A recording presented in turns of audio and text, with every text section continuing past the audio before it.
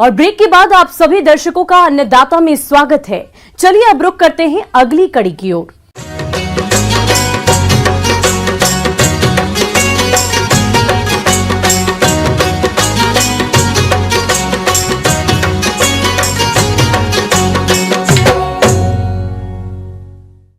प्रदेश के कई किसान अगेती फूल गोभी की खेती करते हैं, लेकिन इस मौसम में फसल पर शुरू से ही हानिकारक कीटों का प्रकोप होने लगता है, जिसका सीधा प्रभाव पैदावार पर पड़ता है। इसीलिए समय रहते इन कीटों की पहचान कर रोकथाम करना बेहद जरूरी होता है। तो फूल गोभी की फसल में कैसे करें कीटों की रोकथाम, जानते हैं कीट वैज्ञानिक डॉक्टर तमोघना साहा से।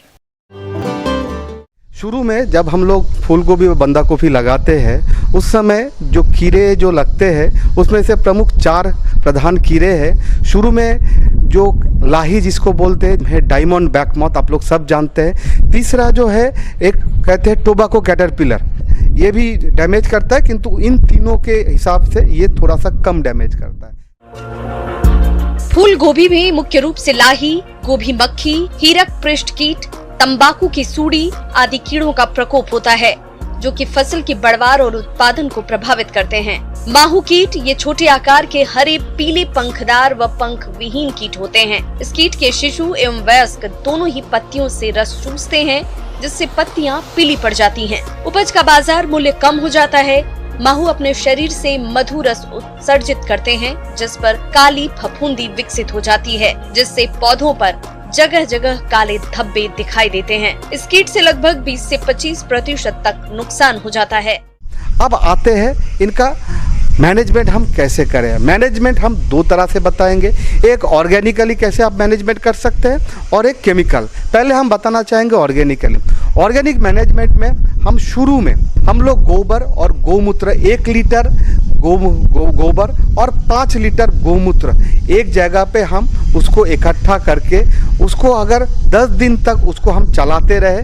चलाने के बाद उसको जो सीप जो है जिसे हम छाकनी बोलते हैं उससे छान कर हम उससे जो लिक्विड मिलेगा 5 ml प्रति लीटर पानी में घोल करके अगर हम छिड़काव करते शुरू से, तो हमारा ये कीड़े का आक्रमण शुरू से बहुत हद तक हम कम कर सकते हैं। दूसरा हम ऑर्गेनिकली कैसे कर सकते हैं, हमारे जो गांव में नीम की पेड़ है 5 ml 1 लीटर पानी में अगर घोल करके आप छिड़काव करते हैं, उसी से भी आपको बहुत हद तक कंट्रोल मिल जाएगा।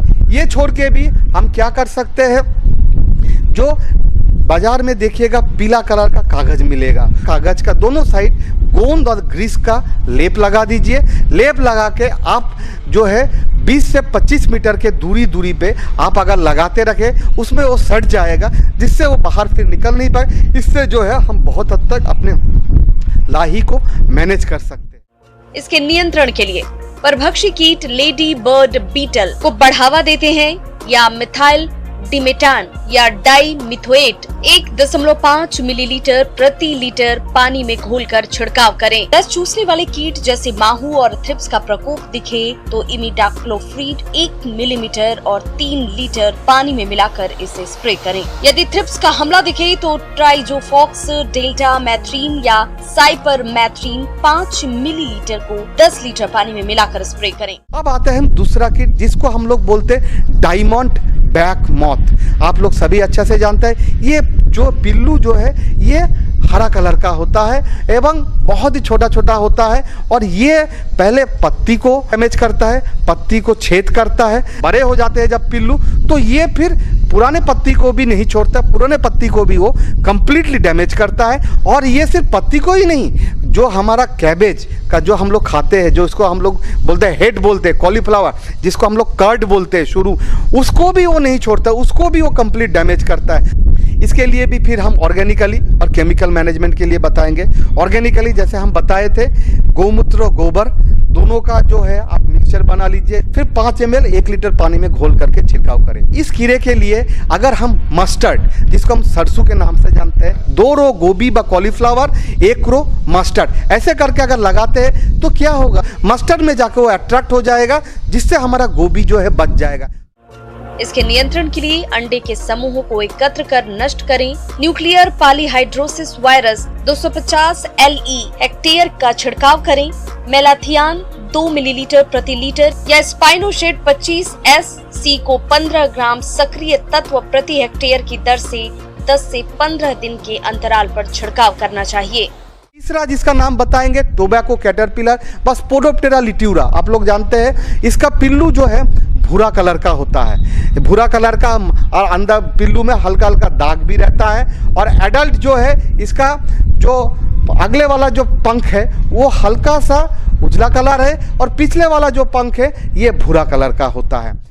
तंबाकू की सूड़ी के वयस्क मादा कीट पत्तियों की निचली सतह पर झुंड में अंडे देते हैं। 4 से 5 दिनों बाद अंडों से सूड़ी निकलती है और पत्तियों को खा जाती है। सितंबर से नवंबर तक इसका प्रकोप अधिक होता है। इन कीड़ों के रोकथाम के लिए नुआक्रान, थायोडान किसी भी कीटनाशी दवा का 1.5 मिलीलीटर पानी की दर से घोल बनाकर आवश्यकता अनुसार छिड़काव करना चाहिए। बायो में जाए, बायो में इसके लिए एक अच्छा दवा है जिसका नाम है SLNPV। जैसे हेलिकोबार्पा के लिए है HNPV, इसके लिए है SLNPV। SLNPV का जो है 2.5 से 3 ग्राम प्रति लीटर पानी में घोल करके आप छिड़काव कर सकते हैं। और इसके लिए भी फेरोमोन ट्रैप उपलब्ध है। फेरोमोन ट्रैप का नाम है फेरोडिन SL। इसका भी 12 ट्रैप प्रति हेक्टेयर के दर से आप लगा सकते हैं, जिससे बहुत हद तक जो है पिल्लू का जो है आक्रमण कम हो जाएगा। इंटीग्रेटेड पेस्ट मैनेजमेंट फॉलो करें कैबेज कॉलीफ्लावर में तो कैसे करें? शुरू से हमको बीज शोधन करना पड़ेगा। इमिडाक्लोप्रिड 5 ग्राम प्रति केजी सीड के दर से हम लोग जो है बीज शोधन करते हैं। उसके बाद हम लोग जैसे बोलते हैं समर प्लाविंग हमको करना पड़ेगा। वो जो है सनलाइट के अंदर एक्सपोज हो जाएगा, जिससे हम बहुत हद तक उसको कंट्रोल कर सकते हैं।